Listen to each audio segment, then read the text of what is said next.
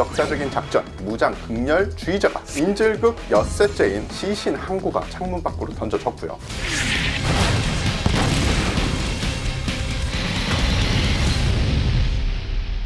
1980년대 초반 전 세계인들의 관심이 주목된 사건이 발생합니다. 대영 제국의 심장, 영국 런던 주재 이란 대사관의 인질 사건이 발생한 거죠. SAS의 레전드 작전으로 평가받으며 전 세계로 생중계된 역사적인 작전, 림로드 작전에 대한 이야기를 시작하겠습니다.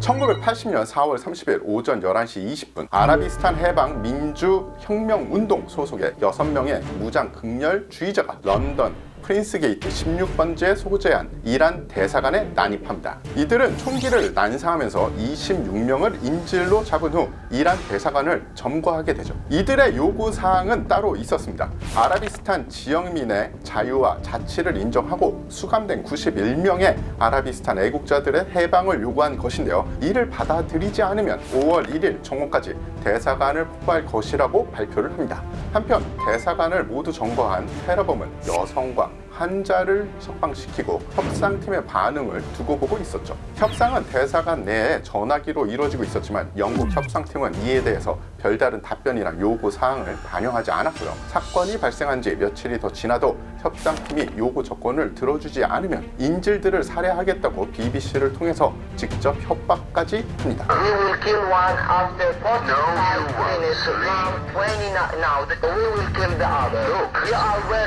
인질극 엿새째인 5월 5일 영국 정부가 아무런 조치를 취하지 않자 18시 30분경 대사관 정문 앞에 시신 항구가 창문 밖으로 던져졌고요. 그 이후 테러범들이 이란 대사관 공보관인 아바스 라바사니를 처형한 사실이 알려지게 됩니다. 사태가 이렇게 악화되자 마가릿 태처 수상은 구출 작전을 실행하기로 결심을 하죠. 그리고 이 테러 진압 작전에 비장의 카드인 SAS를 투입을 결정을 합니다. 26명의 목숨이 지금 왔다 갔다 하는 판인데 SAS 투입해라 라고 할 정도면 되게 중요한 것 중에 하나가 그 믿음은 첫 번째는 대원들이 심어줬겠죠. 어떤 임무라도 이 대원들은 할 수가 있다. 모든 임무를 수행할 수 있다라는 이런 믿음을 지휘관한테 심어줬겠죠. 그리고 지휘관은 그 믿음을 바탕으로 수상에게 우리가 이 정도면 작전을 수행을 해서 피해가 어느 정도 될 겁니다. 만약에 잘못돼도 부수적인 피해는 이 정도, 잘 되면은 이런 긍정적인 상황이 나올 겁니다 라는 보고를 받았을 때 당시 수상이 그러면은 해도 되겠구나 라고 결정을 할 수 있었던 거죠. 언제나 자신의 수도에서 벌어진 이런 대테러 사건은 굉장히 큰 정치적인 압박을 받게 되죠. 그런데 이거를 해라 라고 결정할 수 있을 정도면 벌써 SAS의 전투력 그리고 우리의 최정예 특수부대를 믿는 그 지도자의 마음이 확고했던 거죠. SAS는 위에서 아래쪽으로 공격하는 작전을 수립을 합니다. 가장 먼저 선두가 옥상에 진입해서 5층을 빨리 소탕을 하고 다른 팀들은 발코니와 창문 등을 이용해서 침투를 해 내부를 소탕을 하는 작전이었죠. 그 외에 지원팀들이 인질들을 구조하는 복잡하고도 다각적인 작전이었습니다. 옥상과 5층 소탕 그리고 3층과 4층 소탕을 맡은 1팀과 2팀이 옥상에 도착을 해서 하강을 시작을 합니다. 레펠을 이용해서 하강을 했다는 이야기죠. 첫 번째 공격팀이 무사히 발코니에 착지를 했지만 두 번째 공격팀은 순조롭게 강화를 하지 못하고 상황이 발생을 해서 유리창이 깨지면서 소음이 발생을 합니다. 이때 협상팀과 전화로 협상을 진행하던 테러범 리더 오완에게 작전팀이 노출이 됐고요. 이에 SAS는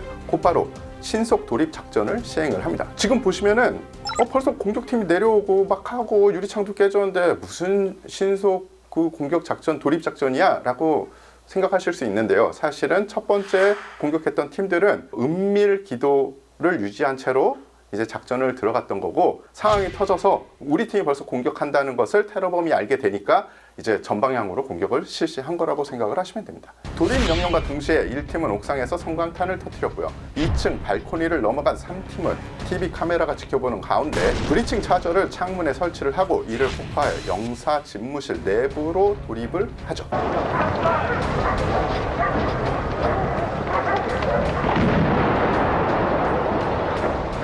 한편 건물 뒤편에 진입을 준비하던 4팀과 5팀은 창문을 대형 망치로 파쇄를 해서 성광탄을 던져 곧바로 진입을 합니다. 테러범 리더 오완이 SAS를 발견을 하고 권총을 발사하려고 하자 대사관 보안 경비원 트레버 록이 오완에게 달러붙어 몸싸움이 벌어졌고요. 그 힘을 타 SAS 대원이 오완을 사살을 하게 됩니다. 총격 소리를 듣자 테러범 타미드 모하메드가 집무실로 들어왔고요. 3팀은 성광탄을 던지고 총격을 가했지만 타미르는 도망을 합니다. 그 이후 3팀 2인조가 타미르를 쫓아가 사살에 성공을 합니다. 당시 그의 몸에는 20발 이상의 탄환이 박혀 있었다고 하죠. 이후 로프에서 대기하고 있던 이 팀도 창문을 깨고 건물로 진입을 한 후에 테러범 샤키르 술탄 사이드가 폭발물을 발화하려고 시도하던 그 현장을 발견을 합니다.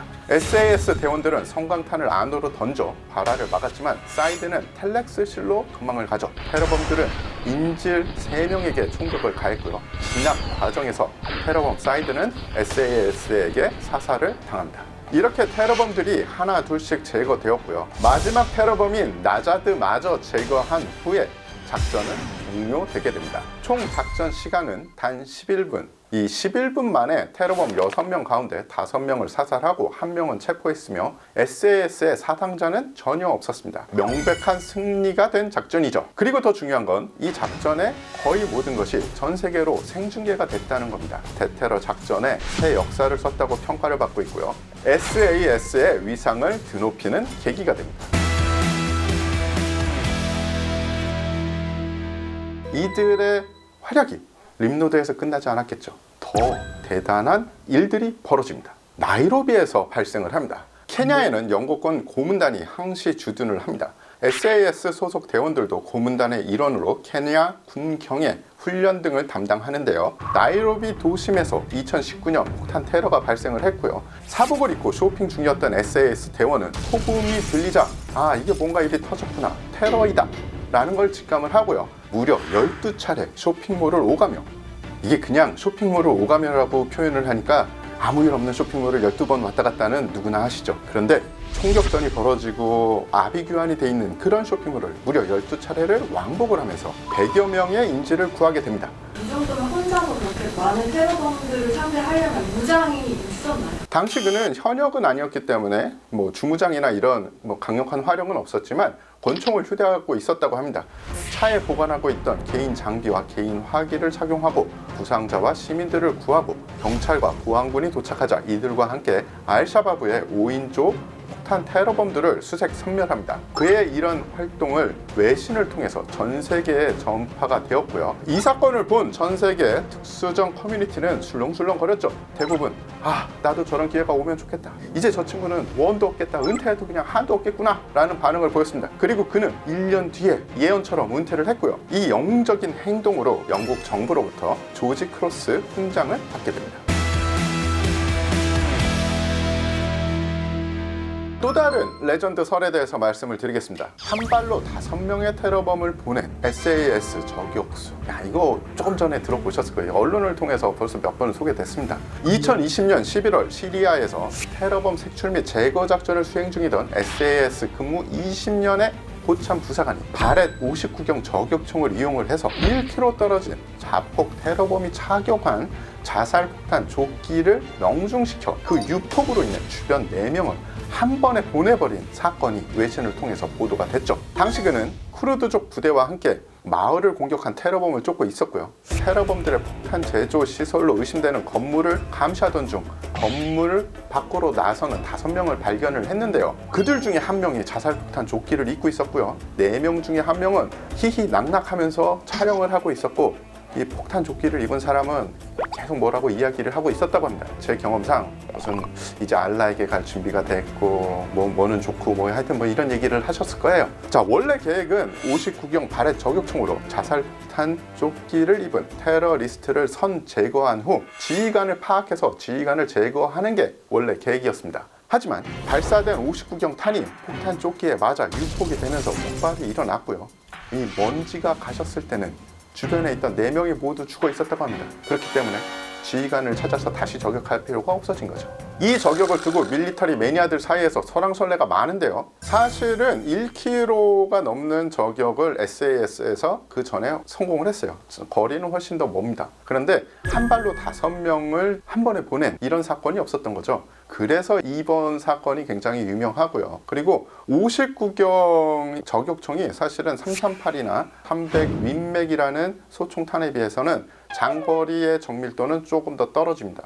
그 이유가 59경은 탄이 커요. 그렇기 때문에 외부적인 요인을 많이 받죠. 멀리 날아가는 파워는 있지만 장거리에서 아주 정확하게 때리기에 그렇게 적합한 이 총기나 아니면 탄은 아닙니다. 정밀한 59경 저격탄을 사용하면 조금 나아지긴 하지만 되게 다용도로 쓸 수가 있어요. 차량에 대해서 쏜다든지 여러 가지 목적탄을 바꿔서 사격을 할 수가 있습니다. 그리고 반자동 총이라는 이 장점 때문에 만약에 첫 발을 못 맞히든지 아니면 첫 발을 맞췄음에도 불구하고 후속탄을 빨리 쏴야 되면 반자동 저격총이 훨씬 유리하죠. 어찌됐든 장거리 저격으로 테러범 5명을 한 번에 보낸 그는 부대원들에게 장거리 사신이라고 새겨진 야구 모자를 기념으로 받았다고 합니다. SAS만의 저격수를 양성하는 특별한 훈련 같은 게 따로 있나요? 있다고 해요. 네, 제가 SAS 출신의 저격수를 만나본 적이 있습니다. 그분을 특수탄을 만드는 영국 회사가 있는데 그 회사에 이분이 고문 같은 걸 하시더라고요. 제대한 후에. 그래서 물어봤는데 이 특수한 훈련이 있는데 그걸 다 말해주면 또 SAS가 아니겠죠. 일반적인 저격 훈련은 다 하는 거는 마찬가지인데 SAS는 이제 또 유럽 쪽에 있잖아요. 그 어떻게 보면 나토의 한 축이니까 극한지 저격 같은 걸 많이 한다고 해요. 날씨가 저격에 미치는 영향이 굉장히 크거든요. 그렇기 때문에 노르웨이나 아니면 핀란드 같은 곳에 가서 저격을 해보고 그리고 장거리 저격을 해보고 이러는 부대가 그렇게 많지는 않거든요. 근데 SAS는 그런 데서도 충분히 훈련을 할 수 있다. 그래서 그분이 이야기한 게 정확한 훈련 내용을 이야기할 수는 없지만 만약에 외계인이 선원으로 와서 전투를 해야 된다. 그러면 SAS가 지구를 지키는 데 굉장히 큰 역할을 할 수 있다라고 얘기를 해주시더라고요.